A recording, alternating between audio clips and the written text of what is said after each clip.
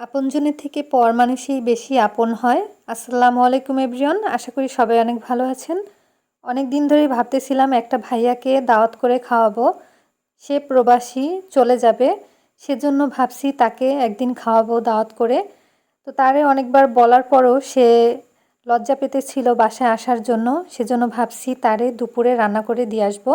তো আজকে তারে রান্না করে দেব, এজন্য বাজার করে নিয়ে আসছে। এর আগের দিনও পোলাওর চাল এনেছিল, তবে আমি আরও এক্সট্রা করে আনিয়ে নিলাম।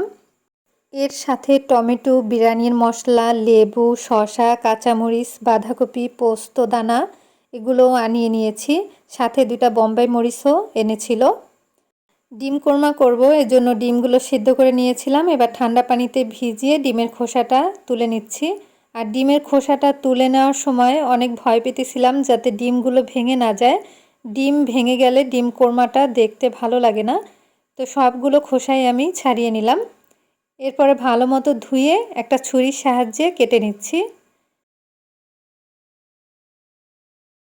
এখন দিয়ে দিব লাল মরিচের গুঁড়া 1/2 চা চামচ পরিমাণ, লবণ স্বাদ মতো।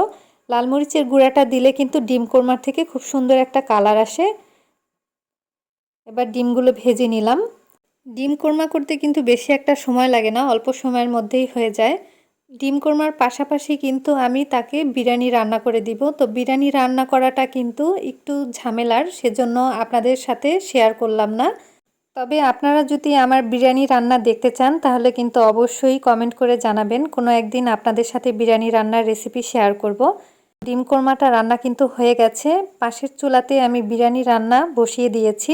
যে ভাইয়াটাকে বিরিয়ানি রান্না করে খাওয়াবো সেই ভাইয়াটা কিন্তু অনেক ভালো, আমাদের অনেক উপকার করেছেন, যেটা আপন মানুষেও অনেক সময় করে না।